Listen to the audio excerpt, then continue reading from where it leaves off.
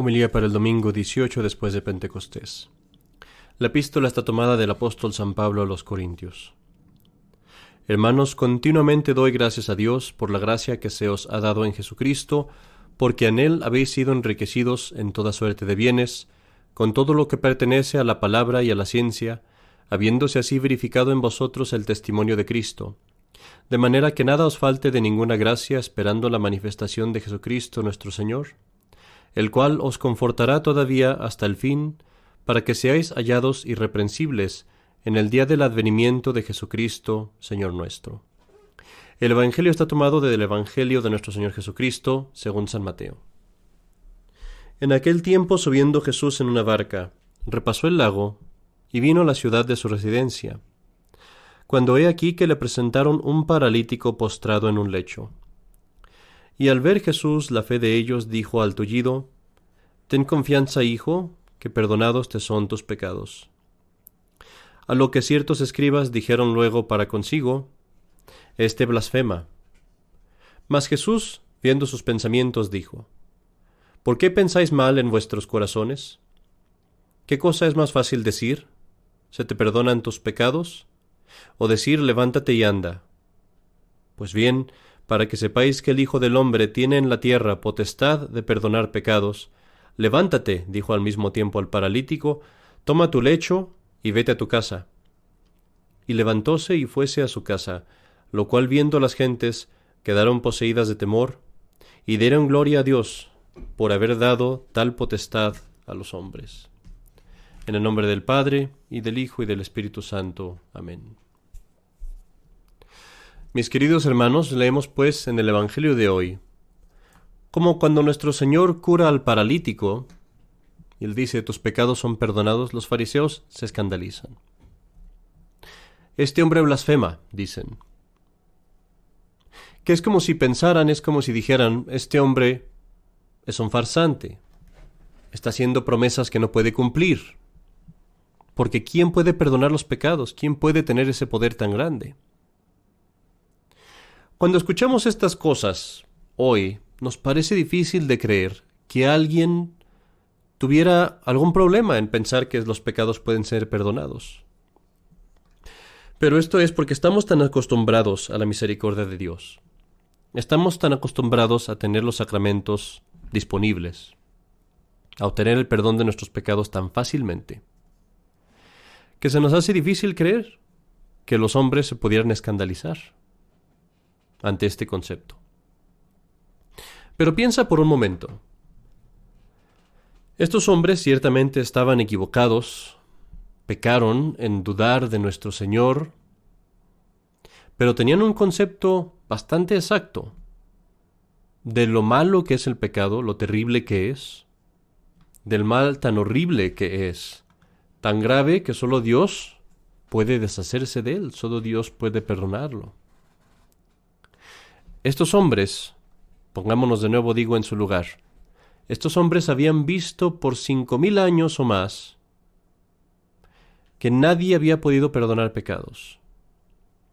Habían vivido en un mundo que por todo ese tiempo estaba quemándose en un fuego, siendo podriéndose por un cáncer, desde el propio principio de la humanidad, sin que nadie pudiera apagar este fuego. Al contrario, se hacía cada vez peor. Ellos habían vivido en un mundo de 5,000 o más años de pecado sin perdonar. ¿Cómo pues no se van a maravillar cuando alguien dice que puede venir y perdonar los pecados? Como ya dije, hicieron mal en no creer en nuestro Señor, pero al menos tenían un concepto muy claro de la malicia del pecado y de la dificultad de quitar el pecado. Este error, desgraciadamente, permanece aún hoy en los que lo siguen, los protestantes, que a pesar del hecho de criticar a los fariseos ardientemente, los siguen en su mismo error, porque los protestantes dicen exactamente lo mismo. ¿Quién puede perdonar los pecados sino solo Dios? ¿Por qué voy a confesar mis pecados a un hombre? Dicen, no creyendo a las palabras de nuestro Señor, y su error por eso tiene la misma fuente que tenía el error de los fariseos, es falta de fe. Pero para nosotros, mis queridos hermanos, que vivimos en Cristo y en sus sacramentos, debemos de apreciar este hermoso regalo, este don que se nos ha dado, el don del sacramento de la penitencia. Y así hoy quiero que hablemos un poco de esto. Sabes muy bien que el sacramento de la penitencia es aquel por el cual se nos perdonan nuestros pecados. Fíjate qué gran diferencia entre el nombre que se le da en el modernismo, la reconciliación, que quita aspectos muy importantes, como vamos a ver. El nombre verdadero del sacramento es la penitencia. Vamos a ver. Tú sabes que cada sacramento está compuesto de dos cosas, lo que se le llama la materia y la forma. La materia, en este sacramento, consiste también en dos cosas: en los pecados que se perdonan y en los actos del penitente. ¿Cuáles son los actos? Los vamos a ver, pero son el perdón, el dolor de nuestros pecados, el confesarlos y el hacer reparación. Es decir, los actos del penitente, que son propiamente la penitencia. Y por eso este sacramento se debe llamar así. Entonces, los pecados y los actos del penitente son la materia. Y la forma del sacramento son las palabras que el sacerdote pronuncia al escuchar estos pecados y al ver los actos del penitente, que son las palabras: yo te absolvo de tus pecados en el nombre del Padre, y del Hijo, y del Espíritu Santo. Mis queridos hermanos, muchas veces el demonio nos tienta de no irnos a confesar. Y nos dice: no vayas a confesarte porque tienes pecados, porque has pecado demasiado, porque tienes los mismos pecados de antes. Cuando pase esto, respóndele al demonio: para eso precisamente es el sacramento. La materia del sacramento, aquello sobre lo cual el sacramento actúa, son pecados. Yo no me podría confesar si no tuviera pecados. Para eso está. Y así pues, no, precisamente porque tienes pecados, ve a confesarte. Hablemos ahora de cuál es la disposición que debemos de tener, con qué actitud debemos de ir al sacramento de la penitencia. Y para eso nos vamos a guiar precisamente por el nombre del sacramento, que ya dije. No es reconciliación, es penitencia. Tampoco es confesión. Confesión es solamente una parte del sacramento. Se llama penitencia. En griego, una palabra relacionada es metanoia. Y ambas quieren decir una conversión completa, un frenarse e ir totalmente en el otro sentido, una vuelta en U, un completo cambio de mente y de actitud. Eso es penitencia. Y así, cuando vamos a este sacramento, debemos de ir no como si fuera a reportarme cada semana, a reportar mis pecados, para después volver a seguir en mi mismo estilo de vida, como si nada hubiera pasado. No. La mejor disposición que puedo tener es acercarme a este sacramento pensando así: aquí estoy, vengo aquí a hacer un cambio en mi vida, de mal a bien, o de bien a mejor. Pero hoy, cuando me acerco a este sacramento, es para hacer un cambio, para triunfar de los pecados que confieso, con la ayuda de Dios. Esa es la disposición general que debemos de tener. Decía que la materia son los actos del penitente, y comenté que son 3. Vamos ahora a hablar de esos 3. Los actos del penitente en el sacramento son la contrición, es decir, el dolor de nuestros pecados, el confesarlos y la satisfacción. Hay otro elemento del sacramento que es la absolución de nuestros pecados, el perdón, pero eso lo da el sacerdote. Así pues, de esa parte no nos tenemos que preocupar, pero tenemos que explicar los 3 actos que nos corresponde a nosotros hacer. Primero hablemos de lo que es el dolor de nuestros pecados. Puede haber 2 clases de dolor de nuestros pecados, una imperfecta y otra perfecta. A la imperfecta le llamamos atrición, a la perfecta le llamamos contrición. ¿Cuál es la diferencia? La perfecta, el dolor de nuestros pecados perfecto, se basa en el dolor por amor a Dios. Es decir, a mí me pesa haber ofendido a Dios porque lo amo, porque Dios es bueno, porque Dios no merece que yo lo trate así, que yo peque contra Él.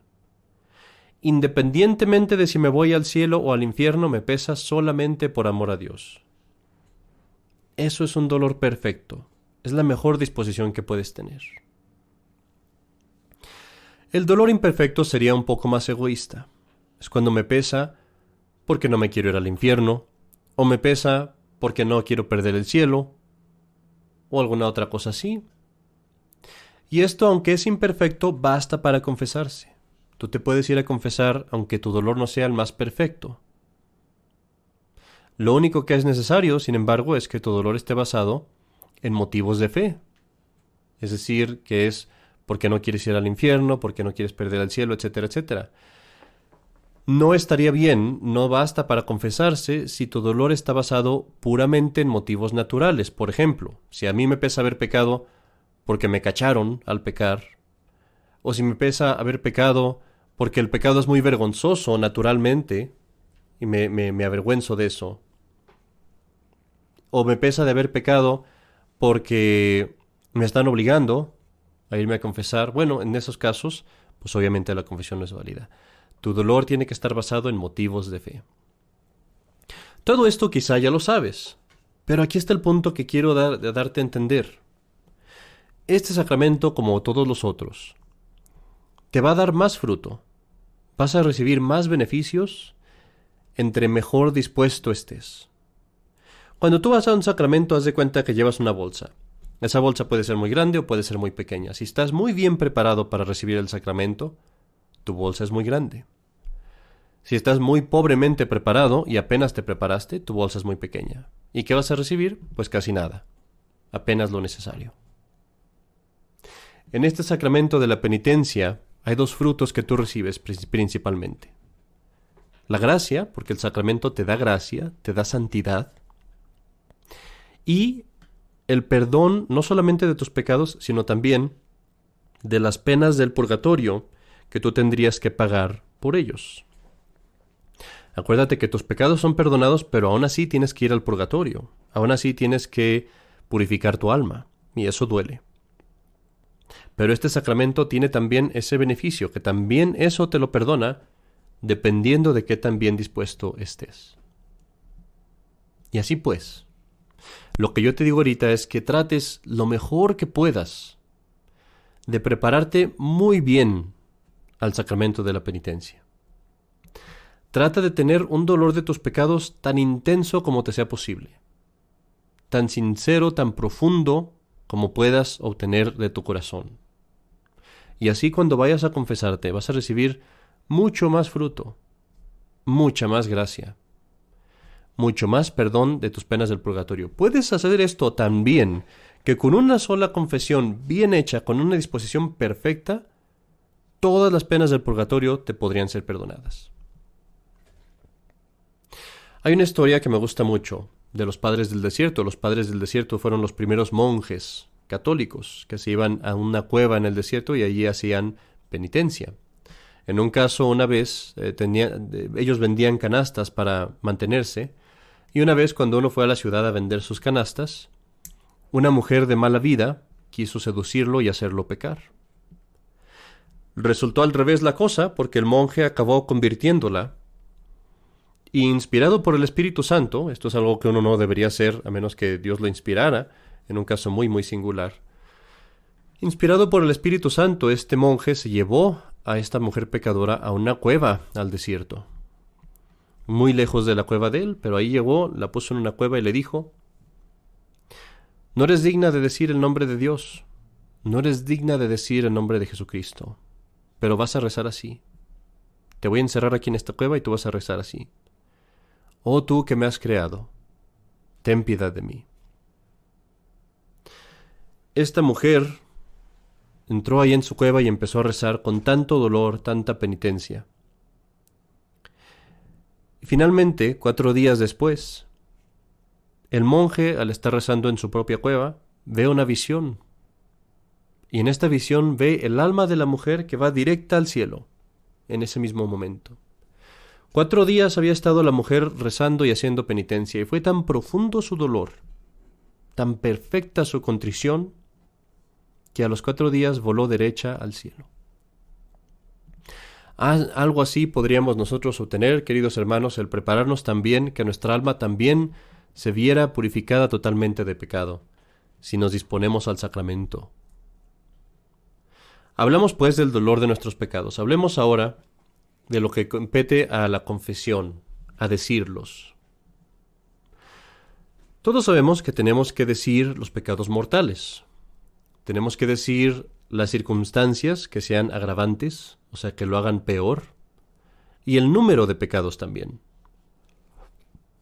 Podemos confesar también pecados veniales, pero no estamos obligados a confesarlos. Sin embargo, si confesamos pecados veniales, es muy importante que también estemos arrepentidos de ellos y que también tengamos un propósito de enmienda. Aquí hay unas ciertas aclaraciones que conviene hacer. Existen 2 extremos que uno debe evitar. Por una parte, está el extremo de hablar demasiado, de andar diciendo largas historias, de andarse excusando al confesar los pecados, de meter conversaciones que no tienen nada que ver con declarar el pecado. Basta con decir, perdí mi paciencia con mi esposo, con mi hijo, con mi hija, con estas circunstancias que fue más grave porque hice esto o aquello, sin explicar toda la historia, que es más bien para justificarme a mí. Perdí la paciencia porque fulano de tal hizo esto y mi esposo me dijo aquello y luego pasó esto y yo le dije así y él me dijo así. Y allí ya no me estoy acusando de mis crímenes, estoy acusando a la otra persona. Entonces debemos de evitar eso. Yo soy el acusador, debo venir y decir mis crímenes claramente, concisamente. Por otra parte está el otro extremo de quienes se acusan de una forma tan vaga y general que uno no puede, el juez, que es el sacerdote, no puede definir exactamente de qué se están acusando. Personas que se acusan se pueden acusar con frases tan vagas como decir hice cosas malas, o pequé de impureza, o de ira, o de avaricia. Eso no sirve de nada, porque no estás diciendo el crimen. Es como si dijeras, vine a hacer cosas malas. Pues eso, ¿qué puede decir? Puede decir desde haber llamado a una persona con un nombre un poco faltándole al respeto, hasta haber matado a 13 personas. Las dos son cosas malas. Entonces es muy importante que tú cuando te confiesas seas específico y digas, cometí este y este y este pecado. Tantas y tantas veces. Es cierto que cuando son pecados de impureza no es necesario entrar en detalles, pero al menos hay que decir, fueron actos, fueron miradas, fueron pensamientos, ¿qué fue? Las circunstancias que hay que decir son solamente aquellas que hacen el pecado, como ya dijimos, más grave. Solamente se deben decir en ese caso, cuando es algo que cambia el pecado. Por ejemplo, si una persona comete un pecado de impureza, no es lo mismo si lo comete solo o con otra persona, o si lo comete estando casado o siendo soltero. Tienen diferente malicia. No es lo mismo, por ejemplo, robar de una tienda de supermercado a robarle a un hombre pobre o a robarle a la iglesia. Entonces, claramente mi conciencia me dice cuando un pecado es más grave por alguna circunstancia y en esos casos lo tengo que decir. Nos queda un último punto de lo que hace el penitente y esto es la satisfacción. Esta es la penitencia que nos deja el sacerdote. Ya sabemos que es muy importante decirla. Sabemos que si no la digo, tengo que decir eso en la confesión, porque es una parte necesaria del sacramento. Si no digo mi penitencia, si no digo esas oraciones que el Padre me da, no estoy cumpliendo con el sacramento. No está completo. Es muy importante pues hacerla, pero aquí quiero hablarte también del propósito de enmienda. Es muy importante que cuando te vayas a confesar tengas un firme propósito de no volver a pecar, en cualquier cosa que estés confesando. No volver a pecar en general en ningún pecado mortal, pero también no volver a pecar en particular en ese pecado que cometes. Y así es necesario que estés dispuesto a hacer cualquier cosa que sea necesaria para dejar ese pecado. Es una verdadera, como dijimos, metanoia, una verdadera penitencia, una verdadera conversión. Este tema es muy amplio y no podemos hablar tanto como quisiéramos, pero te quiero dejar, querido hermano, con esto. Ya sabes todas estas cosas, ya te has ido a confesar muchas veces, pero lo que te quiero decir hoy es, trata de sacar tanto provecho como te sea posible de este sacramento. No te vayas a la línea del confesionario como si fueras simplemente a una rutina que se hace cada domingo. Ve allá la línea, por favor, ve a la línea. Todo sacerdote quiere ver que los hombres y las mujeres van al confesionario. Pero cuando vayas, trata de sacar tanto provecho como puedas, tratando de perfeccionar tanto como puedas tus disposiciones. Ve allá la línea, haz tu tu examen de conciencia, y después empieza a pensar en todas las razones que puedas de por qué deberías estar arrepentido de tus pecados. Trata de hacer ese dolor más profundo, más y más profundo. Humíllate como lo hizo esa pecadora de que hablamos. Y cuando te vas acercando al confesionario, imagínate que te estás acercando a la cruz en el Calvario y que cuando te arrodillas delante del sacerdote te estás arrodillando delante de los pies sangrantes de Jesucristo. Y allí acúsate con un dolor tan sincero como puedas de todos tus pecados. Y verás que si te dispones así lo mejor que puedas, recibirás gran fruto. Tal vez me dirás, Padre, yo no soy tan intenso, yo no puedo tener tanta devoción cuando me voy a confesar. Pues te digo entonces, ven de todos modos, ven. Pero siempre mantén esto en tu mente. Entre mejor dispongas tu alma, más fruto recibirás. Y cuando te vayas del confesionario, después de haber recibido el perdón de tus pecados, di, gracias, Padre. O deo gracias, gracias a Dios. Y dale esas gracias a Dios de todo tu corazón, a ese Dios que en su omnipotencia y en su misericordia le dio, como dice el Evangelio hoy, a los hombres tal poder. En el nombre del Padre, y del Hijo, y del Espíritu Santo. Amén.